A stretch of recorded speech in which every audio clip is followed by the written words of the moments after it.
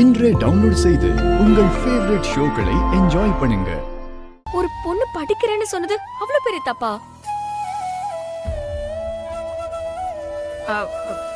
அது தப்புதான். இந்த வீட்டை பொறுத்த வரைக்கும் அது தப்புதான். ஒரு பொண்ணுக்கு தேவையான வசதி வாய்ப்பு எல்லாம் இங்க கிடைக்குது இல்ல, தாராளமா கிடைக்குது இல்ல. அதுக்கப்புறமா அவ படிச்சு என்ன பண்ண போறா? திரும்பவும் காசு சேர்த்து இந்த மாதிரி ஒரு வாழ்க்கைய வாழத்தானே போறா. அப்படிப்பட்ட ஒரு வாழ்க்கை அவளுக்கு ஏற்கனவே இருக்குதானே. அப்படி இருக்கிறப்போ அவ எதுக்காக படிக்கணும்? இப்படி ஒரு வசதியான வீட்ல வந்து பிறந்துட்டு படிச்சாலும் படிக்காட்டியும் சந்தோஷமா தானே வாழ போறா. என்னங்க ஒரு பொண்ணு பெத்த நீங்களே அப்படி பேசுறீங்க? என்னதான் காசு பணம் இருந்தாலும் சித்ராவுக்கு ஒரு லட்சியம் கனவு இதெல்லாம் இருக்கும்ல. அதெல்லாம் எதுக்கு? இந்த வீட்டு ஆம்பளைங்க பேச்சை கேட்டு அனுசரிச்சு போனா அவ காலம் முழுக்க சந்தோஷமா இருக்கலாம். எங்க பேச்சை கேட்டு உன்கிட்ட வந்ததுனால தானே இப்ப இவ்ளோ பிரச்சனை. திரும்பவும் நீ ஏதாவது சொல்லி அவளை குழப்பி விட்டுறாத. அக்கா, நான் சொல்றத கொஞ்சம் பொறுமையா கேளுங்க. இன்னைக்கு வெளியில பொண்ணுங்களை பாருங்க, எவ்வளவோ சாதிக்கிறாங்க. நம்ம பண்ற அந்த சாதனை நம்மளோட அடையாளம். பொண்ணுங்களுக்குன்னு தனி ஒரு அடையாளம் வேணும்.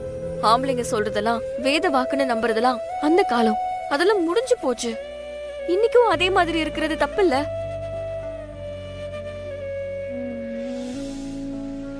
சித்ரா பாவம், சின்ன பொண்ணு. இதவ படிக்க வேண்டிய வயசு.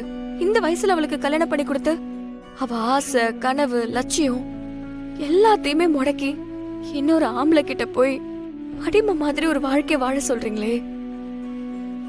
ஒரு அம்மாவா உங்களுக்கு இது தப்புன்னு தோணலையா? இந்த வயசுல சித்ராக்கு என்ன தெரியும்? இப்பவே குடும்பம் நடத்துற பக்குவமும் மனநிலையும் அவகிட்ட இருக்குமா? நாளைக்கு அவ கல்யாணம் பண்ணிட்டு போய் குடும்பம் நடத்த தெரியாம இருக்கிறப்போ அவ தானே கஷ்டப்படுவா.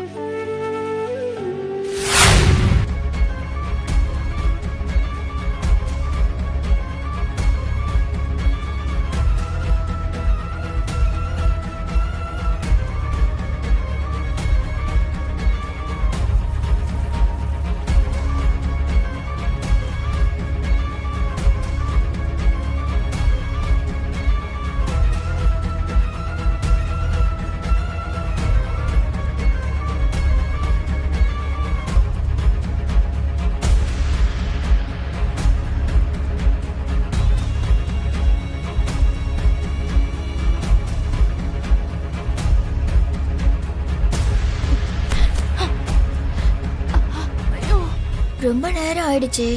எதுக்கும் ஒரு தடவை பாப்போம். சித்ரா, சித்ரா, டைம் ஆயிட்டு இருக்கு. போட்டு பாத்துட்டியா? எல்லாம் கரெக்டா இருக்கா?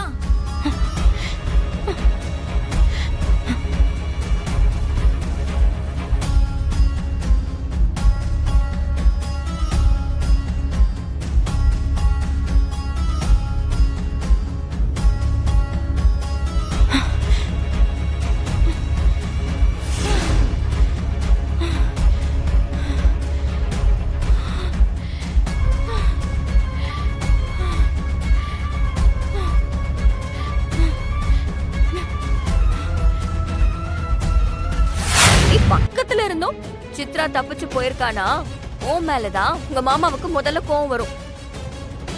வருங்கால மருமகன்னு நினைச்சவரு இனிமே நீ இந்த வீட்டுக்குள்ள இருக்கணுமா வேண்டாமான்னு யோசிச்சாலும் யோசிப்பாரு. ஏய், நான் போனா பயமுறுத்திட்டு இருக்கேன். போனா நீ எதுக்கும் பயப்படாத. நான் கிருபானங்கிட்ட விஷயத்த சொல்லிக்கிறேன். எப்படியாச்சும் அவளை பிடிச்சிடலாம். சரியா? அதத்தான் நானும் சொல்றேன். ஆனா உங்க அண்ணன் கிட்ட நடந்ததெல்லாம் சொல்லி அவளை பிடிக்கிறதுக்கு பதிலா நாமளே தேடி போலாம்.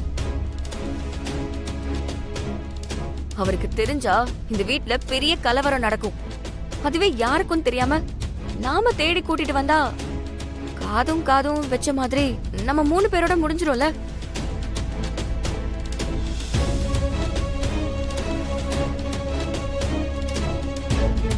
யோசிக்கிறதுக்கெல்லாம் நேரம் இல்ல. யோசிச்சுக்கிட்டே நின்னுகிட்டு இருந்தா சித்ரா ரொம்ப தூரம் போயிடுவா. ஆனா எவ்வளவு நேரம் தான் சொல்லாம மறைக்க முடியும்? இன்னும் கொஞ்ச நேரத்துல மாப்பிள்ளை வீட்டுக்காரங்க வந்துருவாங்களே. நீ எதுக்கு இருக்க? சமாளி.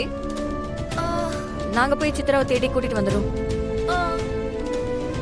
மாமா, நான் அவளை நம்பல மாமா. உங்களை தான் நம்புறேன். எப்படியாவது சித்ராவை சீக்கிரமா கண்டுபிடிச்சு கூட்டிட்டு வந்துருங்க. சரி மாமா, சரி.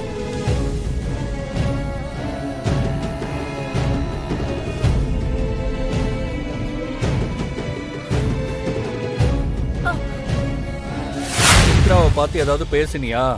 ஆமா பேசுனேன். அதுக்கு என்ன இப்போ? அப்ப இதெல்லாம் உன் பிளான் தான்.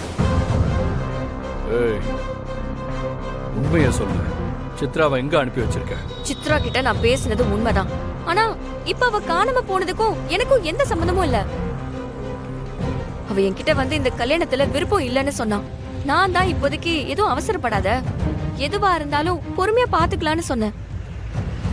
அதனாலதான் என்கிட்ட கூட சொல்லாம வீட்டை விட்டு கிளம்பி போயிருக்கா. நீ திருந்தவே மாட்டியா? உனக்கு எத்தனை தடவை சொன்னாலும் புரியாதா? எதுக்கு திரும்ப திரும்ப இப்படி சித்ரா விஷயத்துல தலையிடுற? அவ சின்ன பொண்ணு. அவதான் புரிஞ்சுக்காம உன்கிட்ட பேசணும்னு தனியா வர சொன்னா நீ எதுக்கு போன? நானும் உன் கூட தானே இருந்தேன். ஆனா எனக்கே அல்வா கொடுத்துட்டு கேப்ல போயிருக்க. சித்ரா மட்டும் கிடைக்கலன்னா நீ என்ன ஆவன்னு மட்டும் பாரு. அப்படியே அவ மேல அக்கறை இருக்கிற மாதிரி நடிக்காத. வீட்ல அத்தனை பேர் இருந்தோம், அவ என்கிட்ட வந்து பேசியிருக்கானா? அந்த வீட்ல இருக்கிற யாரும் அவளை புரிஞ்சுக்கலன்னு தானே அர்த்தம். அதனாலதான் என்கிட்ட வந்து ஹெல்ப் கேட்க வந்திருக்கா. உனக்கு உண்மையிலேயே அவன் மேல அக்கறை இருந்துச்சுன்னா சித்ராக்கு விருப்பமே இல்லாத இந்த கல்யாணத்தை ஏற்பாடு பண்ணும்போது நீ அதை கேள்வி கேட்டிருக்கணும். அதை விட்டுட்டு என்கிட்ட வந்து இப்ப பெருசா பேச வந்துட்டான்.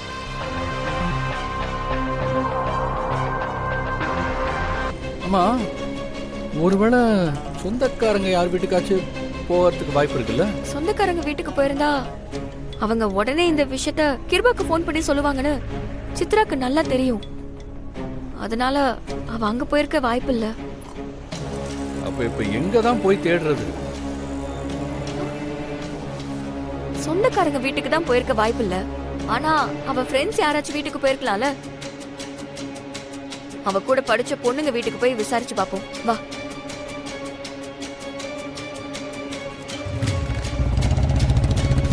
இங்கதான் இருப்பான்னு நினைக்கிறேன். உள்ள போய் கேப்போம். வா. சரி, சீக்கிரம் வா.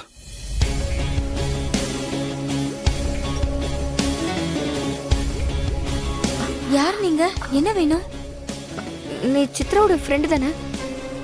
ஸ்கூல்ல 2 பேரும் ஒன்னா தானே படிச்சீங்க? ஆமா. நீங்க? நான் இந்து, சித்ராவோட. ஓ, அது நீங்க தானா? சித்ரா உங்களை பத்தி நிறைய சொல்லிருக்காக்கா. நீங்க தானே அவளுக்கு காலேஜ்ல எல்லாம் ஹெல்ப் பண்ணீங்க. ஏய், இதெல்லாம் இப்ப தேவையா? ஏற்கனவே சித்ராவை காணும் டென்ஷன்ல இருக்கேன். இதுல இது வேற. இந்த பாருமா, சித்ரா உன்னை தேடி இங்க வந்தாளா? சித்ரா, சித்ரா,